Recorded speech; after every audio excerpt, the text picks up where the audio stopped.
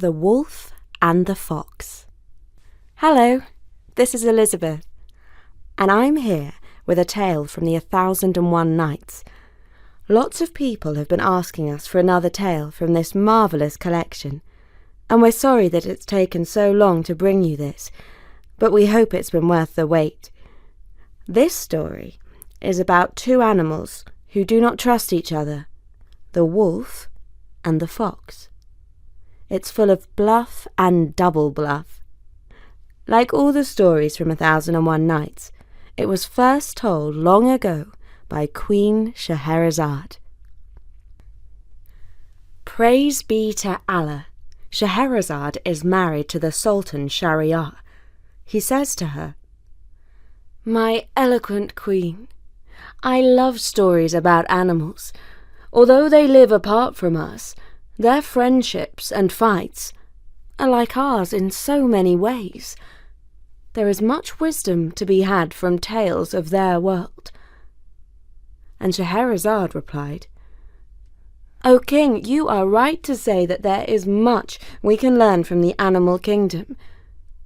And one such story comes to my mind.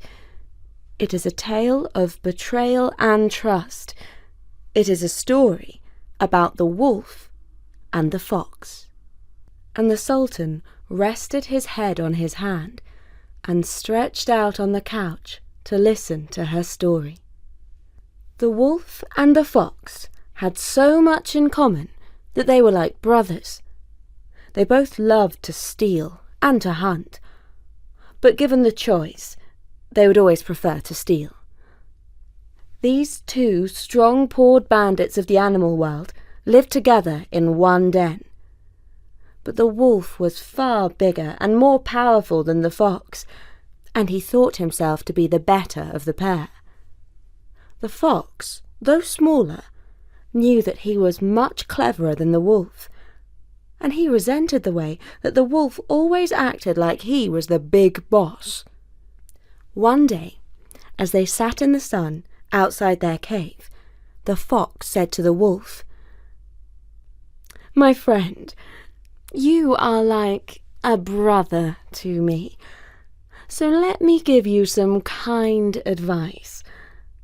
Mend your ways. Be a bandit no more. Do not steal from the son of Adam again." By the son of Adam, he meant man. The wolf turned his great head to his friend and lifted up one shaggy ear. The fox went on, "I know how you love to creep into man's vineyard, dig up his vines, and eat his grapes. I know how you like to jump into his fields and steal his lambs. I also see how he hates you for this, and how he is planning your destruction. You would be wise to fear him, for he is full of cunning. He knows how to shoot birds down from the sky, how to lift fish from the water, how to burn wood, and how to cut up rocks. Someone that clever is bound to outwit one like you, eventually. So do as I advise. Make peace with the son of Adam, and steal from him no more." The wolf listened, and did not welcome these words, for he felt deep down that the fox was insulting him. Did he mean to hint that he was just a bit stupid? Or, at any rate, he realized that the fox thought himself to be far cleverer than him, and so he lifted up his great paw and punched his friend in the face. The poor animal went rolling over and over and was quite stunned. When he staggered back to his feet, the wolf growled at him. "It is not for you to advise your betters." It took the fox a moment or two to recover himself.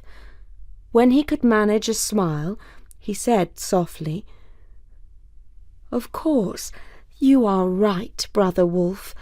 Forgive me. I am full of regret for my sin against you, whom I love more than any other creature in the world."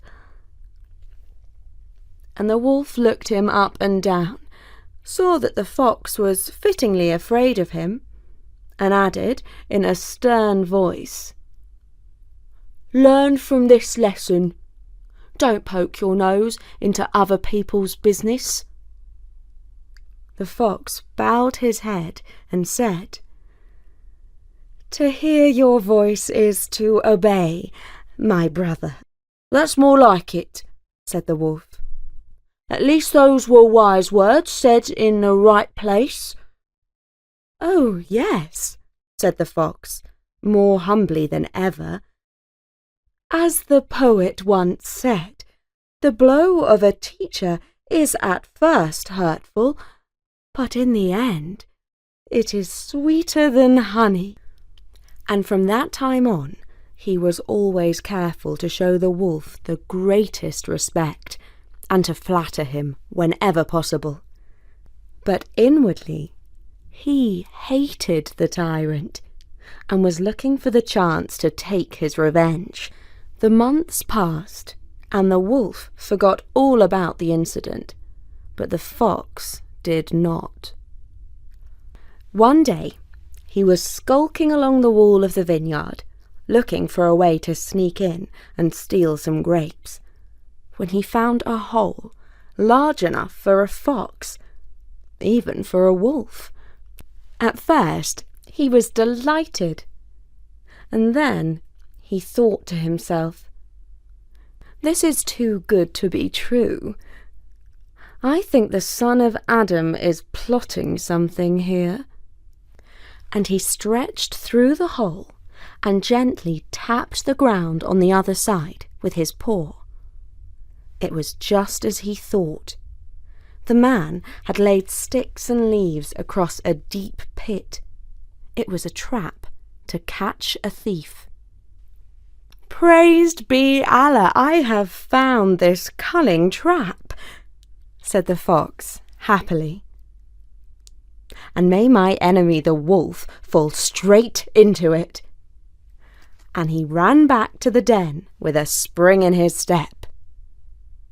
"Good news," he said, as the wolf was just shaking off his sleep. "I have found an easy way into the vineyard. You can sneak in and fill your belly with man's juicy grapes.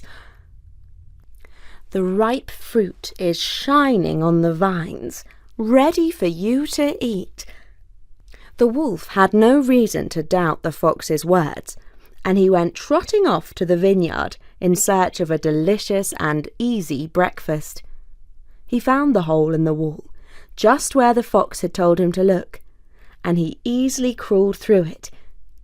But on the other side, he fell through the sticks and leaves and tumbled straight down into the trap. The fox saw his friend's misfortune, and he was jubilant. "At last, fortune has taken pity on me. Greed has pulled the wolf down to his doom." And with tears in his eyes, he peered over the edge of the pit and saw the sorrowful wolf looking up at him. "My one true friend," said the wolf, "I see that you are crying for me." "No, not one bit," laughed the fox. "I am crying because I am thinking how long you lived before this day, and I am sad because you didn't fall into this deep hole sooner." These cruel words stunned and hurt the wolf even more than his fall had done. Quite shocked, he replied, "In the name of Allah, have mercy on your brother. Go and speak to my mother. She will know what to do and will bring help." But the fox was quite unmoved by the wolf's plea. He snarled up his muzzle to show his yellow teeth and said, You stupid, witless beast! Why should I help you, who have been a tyrant over me?" But, pleaded the wolf, "you have always protested your love for me. You have sworn to be my servant. You have promised to look after me, even in my old age. How can you turn against me like this?" "Oh, you deluded, self-deceiving fool," jeered the fox. "That was my fear talking, not my heart. In truth, I hate you, for you are a bully and a brute." Still unable to fully believe these words, the wolf, half thinking that his friend was joking, said, "I pray, do not speak to me with the tongue of an enemy. Do not look at me with the eyes of a foe. For the wise poet spoke well when he said, 'Forgiveness is noble, and kindness is the best of treasures.'" "Oh, now you beg and scrape," said the fox. "But that is only because you are down there in the dark hole, and I am up here in the sun." "If you rescue me from this pit, I shall repent my ways." "Arr, arr!" howled the wolf, but the fox just laughed at him. And at last the wolf realised that his former friend truly did hate him, that there was no hope of him helping, and all was lost. He began to weep and howl more piteously than ever. Now even the fox had a place in his heart that was not either filled with hatred or cunning. At last he was moved by the fate of the wolf. He went over to the hole and said, "My friend, why are you crying so? I was only joking when I said those words. Here, pull on my tail and heave yourself out." And so saying, he dangled his red bushy tail into the hole for the wolf to take hold of. But the wolf, full of dumb desire for revenge, did not make use of the tail to save himself. Instead, he seized it and pulled the fox down into the hole with him, and growled triumphantly. "So, now you have fallen into the snare of your own intent, you traitor, and in it you shall share my fate." The fox, full of fear, began to beg and scrape. "Oh, brave and powerful master, do not strike me and kill me now, or you will not benefit from my plan, and we shall both die here. Is it not better that we should both save ourselves?" The wolf, already feeling a little calmer, began to regret that he had not saved himself when he had the chance, and he asked, "And how exactly do you propose to save us?" "Easy," said the fox. "Lift me up on your head, and I can scramble out of this pit. I will run and fetch a vine to use as a rope to help you climb out." But the wolf shook his shaggy head and said, "Oh, fox, I respect you for never giving up, but I am not the fool you take me to be. As the poet said, 'The worst of enemies is your nearest friend. Greet him with a smiling face, but be ready to do battle with him.' And that is why I do not trust your words. No, it would be a bad thing for me to die here alone. You shall wait here with me, and we shall die together when the man comes and finds us trapped here." "Wise words," said the fox, "but not for every case. It cannot be right to always be suspicious. Trust is the glue of friendship. Without trust, each one of us is on his own. Without trust, There can be no working together. The choice is yours. Trust me, or die. What have you to lose? For if you do not trust me, your number's up anyway. Now the wolf, who of course did hope to live, saw that he had little to lose by helping the fox, and he lifted him up on his head. The fox grasped at the edge of the hole with his claws, got a hold of a vine, and scrambled up to the daylight. "Be sure to keep your word," called up the wolf. "Run and fetch that rope and pull me out." cried the fox. "Not a chance. If I help you out, you will take your revenge and kill me." And he ran off up the hill towards the village. There he started to make a great din, so much so that the man came out holding a rake in his hand. He saw the fox and started to chase him. The fox turned and ran, meaning to lead him to the pit where he would find the wolf and kill him. But as he ran, the fox thought, "Is it not sad that we are all alone in this world and can trust no one?" And when he reached the pit, he dangled his tail down into the hole once again and said, "Wolf, quick, pull yourself out by my tail. If you drag me down into the pit once again, we are both dead, because the man is no more than a minute away. Be wise. See that we are joined together by our common enemy. Either we live or die together."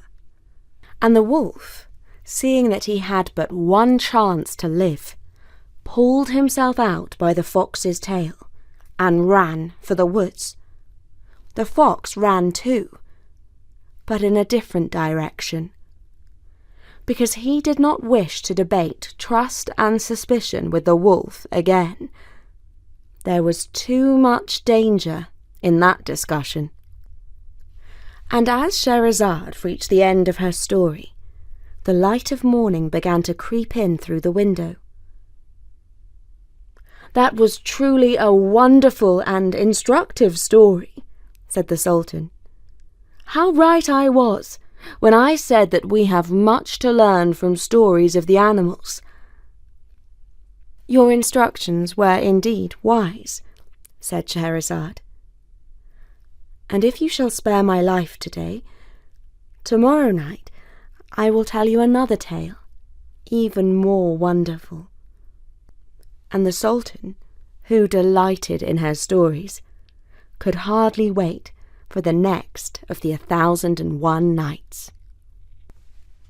And that was the story of the Fox and the Wolf.